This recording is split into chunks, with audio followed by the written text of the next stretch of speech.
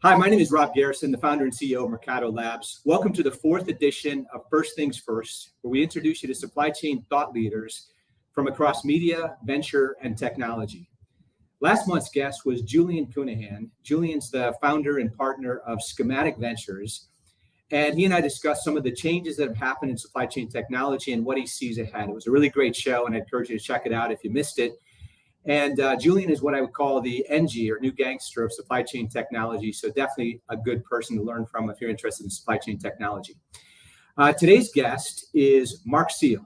Mark Seal is the VP of supply chain for Emser Tile. And Emser Tile is a global leader in stone and tile from around the world, and literally around the world. They source from all over the place, from Europe, from the Middle East, and from Asia. Really an interesting business.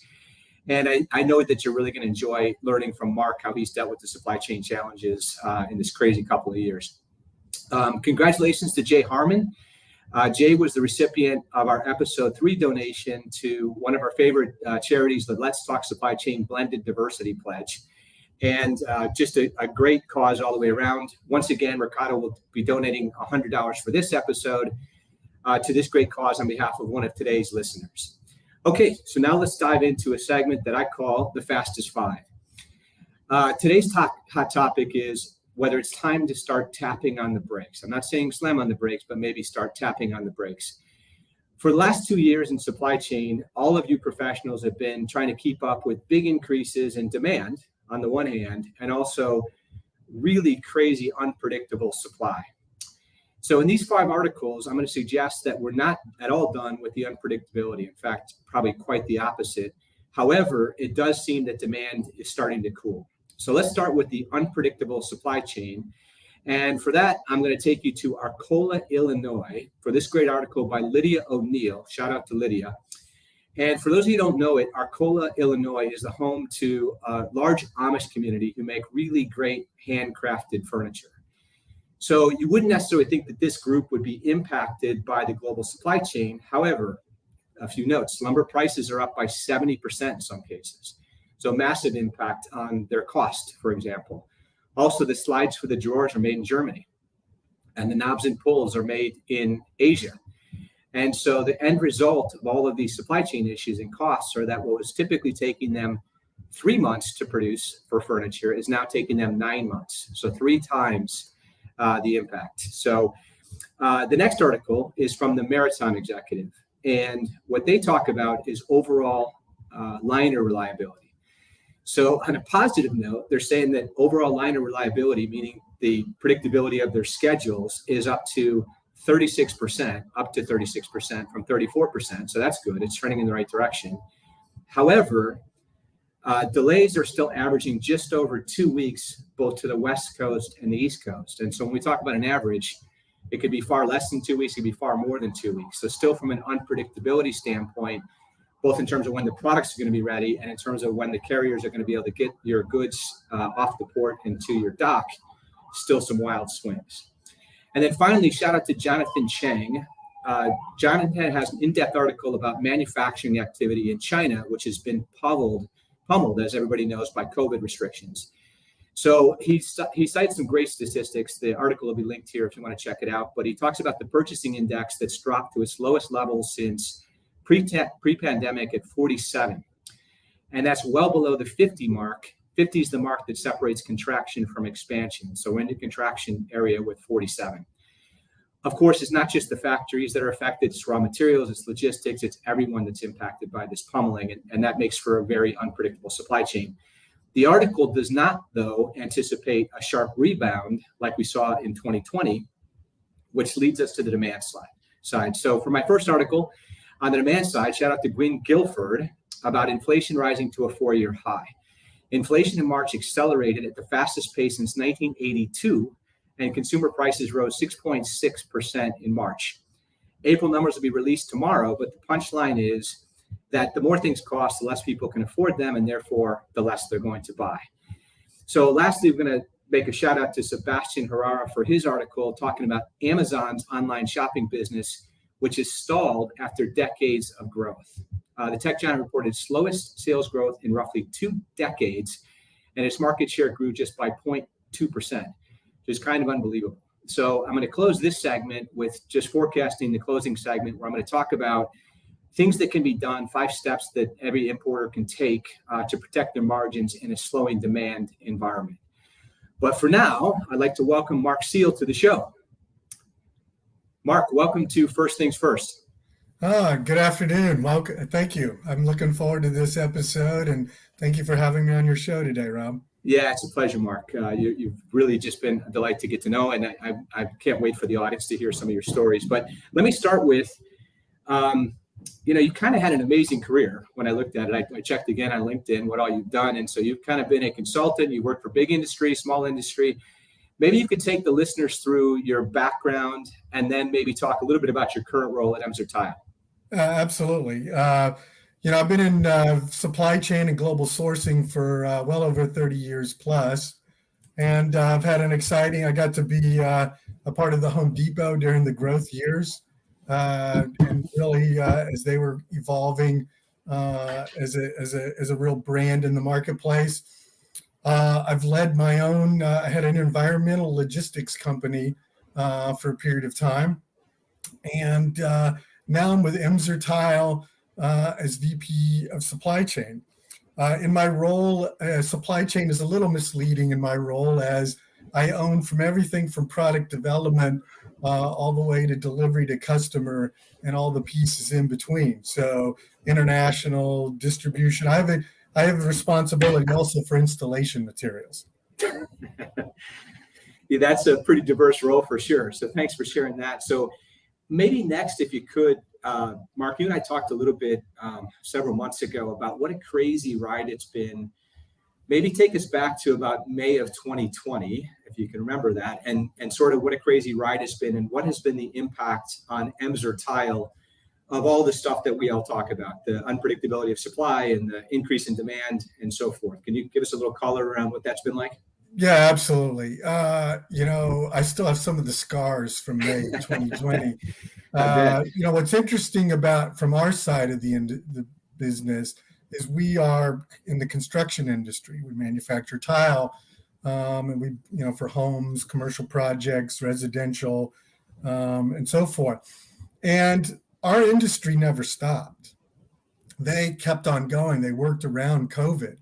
So, we ran into a lot of challenges from countries closing, where they were shutting down factories, no containers, lack of ocean cargo space, and so forth. So we actually went a whole 70 days or so without any product flowing to us whatsoever. And we're fairly diversified. We're in 20 plus countries around the world, coming out of about 30 different ports into about 4 or 5 ports into the U.S. So it was a fairly dramatic impact. One of the blessings, though, and our industry is very inventory intensive, we were in a pretty good position once COVID started from an inventory standpoint, but it drained our inventory dramatically, and we really kind of forced us to really kind of flip supply chain on its head. Yeah, that's one of the more interesting parts of that story, Mark, as we progressed, and I'd love for you to share with the audience, is how did you adjust to that, right? When you talk about literally the world shutting down, running through all your inventory, 70 days to get more inventory, how did you make adjustments to get that sort of back in some kind of synchronization? Obviously, you survived it and thrived in it. How did you make those adjustments? Well, absolutely. So first of all, our company has a philosophy, 2 real guiding principles that are always a unique challenge for us in supply chain. Number one is, how do you say yes to your customer? You're not allowed to come home with a no to our customers. And number 2, how do you have your cake and eat it too? So we always talk about this as a company because, as everyone on this podcast knows, supply chain is about, capacities, mathematics, there's a certain number of days, transit, so forth. And so when you're out there promising, and we've got well over 1,000 sales associates on the ground every day, out there telling people yes. And then, we've got this dynamic of supply chain, and we're trying to figure out that how do we be profitable but deliver to the customer need. So one of the things that, and retooling has always been a part of our game, is we really had to take a look back and say, what are we going to do? Because it was impossible to build inventory, okay? And so we put in a number of things, firsthand. Number one, we call first port. And first port means, and I'll give you an example of what first port is that if we're manufacturing product in Turkey, and let's say we produced 100 containers, and those 100 containers were for a number of ports in the US, we'll likely take 50% of those containers and land them to the closest US port that has one of our DCs in. So for example, Turkey to Norfolk, we can get there in about 28 days. So we'll take 50 of that 100 containers and send it directly to Norfolk, where that way, at least if we can ground it, we can move the product anywhere we need to in the US. And in some cases, especially when you're coming from Turkey to go to Los Angeles, you're picking up 4 weeks. Well, 4 weeks when you have in the construction industry, we're the last 100 feet to them closing on the house or turning over the commercial building to the owner. So the pressure on the tile business is extreme to hit those timelines and ETAs. So this first port has really paid off in a lot of different ways. Certainly has a cost to it, but when you're pushing to this kind of pressure, the goal is get product to the customer as fast as you can and have an agile supply chain. So that's the first thing we did. The second thing we did was we worked with factories on key products. So in running tile, you run it for a number of days. And so let's say we're going to run a product that we only really need about 4 days worth of material currently, we might tell the factory, go ahead and run that for 8 days. And by running it for 8 days, they'll go ahead and ship us the 4 days we need. And the balance of the days, they'll stock at their warehouse and wait for us to then turn around and ship it when we can get available containers. So what we really, and being an inventory intensive, industry, we had to really start to take a different look by doing some of these things. And we really changed our whole game to about flow. Okay. And I think that that's really what has been a game changer for us. And what I mean by flow, it's not really just in time. It's really more about if every 2 weeks we can get a particular SKU landing somewhere, okay, we can at least maneuver it to take care of customers. And quite frankly, we've had to make a lot of adjustments, okay, based on what customer needs what and move stuff around domestically. But at least we've been able to fulfill our customers' need by doing this. We don't think that building inventory is going to be the game that gets played for a while. We've seen transit times go from 92 days on average to well over 160 from the time you place the order with the factory to the time you're delivering it to a distribution center in the US. So when you have that kind of transit time growth and basically 18 months, and you have no guarantee you're going to get on a ship or that there's going to be container availability, you really start to say, okay, we got to quit looking at this traditionally, okay?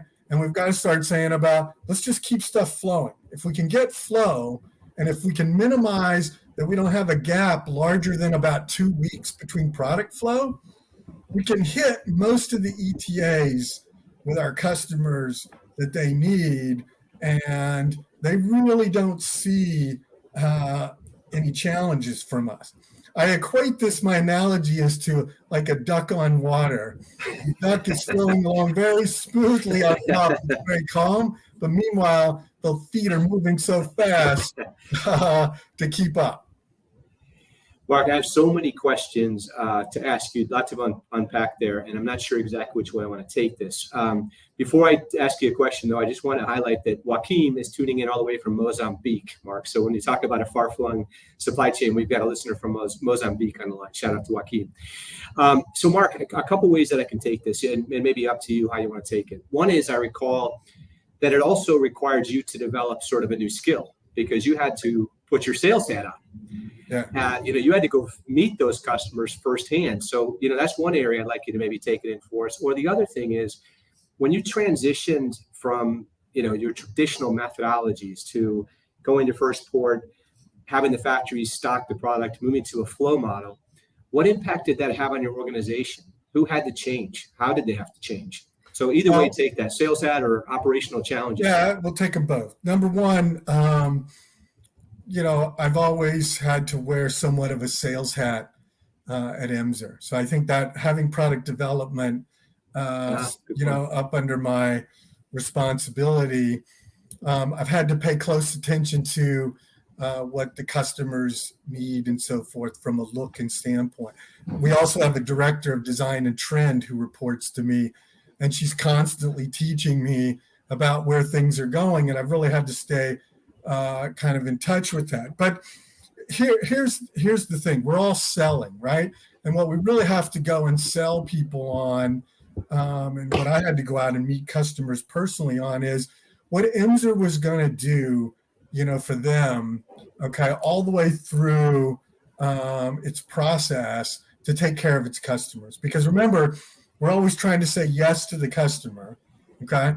And the second thing is we're trying to have our cake and eat it too. So the reality is that by going out and meeting with customers, and I urge every supply chain leader, you should be out talking to customers because in many cases, your customers can help you with insights. And that's how we came up with some things like first port and so forth, is getting insights from customers on their needs, what they were willing to do, how flexible they could be, how inflexible they might be, particular customers. And that really allowed us to help shape some of that and get direct feedback firsthand from customers. Kind of the second piece, to this whole thing is that, what we really had to figure out is as a company, how we're gonna play at a high level of the game, right? Because the whole reason that Emser we have 78 locations across the U.S. is to have local support to our customers, and so those branches are that local support, and so our supply chain has to link into how do we provide that local support. And those 78, branches, all of them get to run their business. They run their business and they tell us what they need. So I basically have 78 presidents, okay, out there running around, making decisions, saying yes to customers. Man, that's incredible. So internally, Mark, with your organization, how did you guys have to change to adjust that? I mean, your folks, I'm sure, were used to doing things a certain way for a long time, and all of a sudden you had to kind of turn your whole organization on a dime, yeah?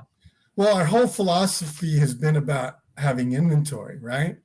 And so the first thing we had to teach everybody is the game is no longer about inventory. And quite frankly, I think that with potential recession coming and so forth, I think all supply chain leaders need to quit thinking about and get their companies to change the measurements of fill rate and inventory levels and really start getting engaged in how you can figure out how to flow. Because the pressure on supply chain leaders, especially if indeed we go into a recession, obviously to some of the things you pointed out early on in your conversation, inventory tightness, demand that goes, diminishing demand, how to manage your inventory. It's really going to be about how you're going to flow.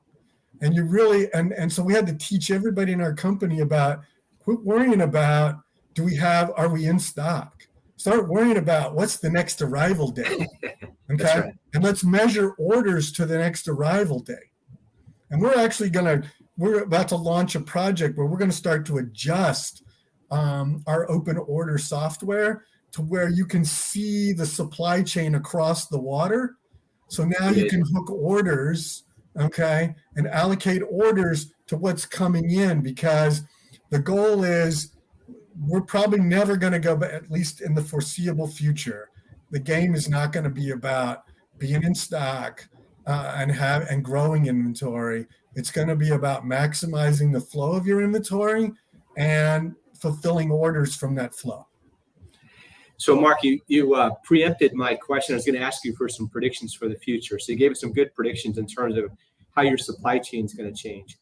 Do you have any insight or thoughts in terms of whether or not we're going to stop having such a constant dynamic around supply, right? We've been short of everything from factory space to raw materials to truck space to vessel space. How do you see the whole supply side of the equation? Not I don't mean your products, I just mean in general, the suppliers of all your services and products. Do you think that will become stable again? Because that's the second part. I think that for the next 24 months, we're in the norm, okay? Because what we're seeing is, rotating, raw material issues from industry to industry. It's bouncing around all over the place. Most recently in the news, there's been a lot of talk about, potential food shortages because of ingredients and so forth. So if you really, what's really hard to predict is your industry going to start to have raw material challenges? And I urge all to get really connected to the manufacturers you're working with that are producing your products to really understand, where they're at with raw material, because we really need to all start taking a look further up the supply chain to what is the raw materials going into your products and where do they source those? And what we've really found out in my industry, especially on the installation material side, is there was like one supplier making all the resin, additive for every company who makes mastics around the world. One supplier. And everybody had a real wake-up call when there now was allocation with that one raw material supplier. So I really urge you to know where your raw materials are to make sure that your industry has some bit of soundproofing to keep you from all of a sudden waking up one morning and saying, wow, petroleum product really was in my product, and now I can't get what I need, and I'm not going to get it for 4 months.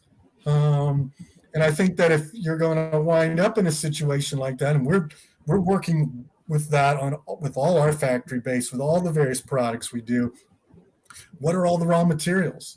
And are there other options for raw materials? Start working on that now, because it's just going to get more complex. Mark, that's great advice. Last one of my podcasts, I talked about Shimano, who supplies most of the gears for bicycles. Right. And they're a single supplier, right? So almost every bike manufacturer couldn't get the product. So I think that's great advice. How about on the flip side, sort of closer to home? Anything we can do or that you recommend that we can do about sort of container shortages and price hikes, or is that here to stay as well? I actually think that pricing is going to settle down in the next 18 months or so.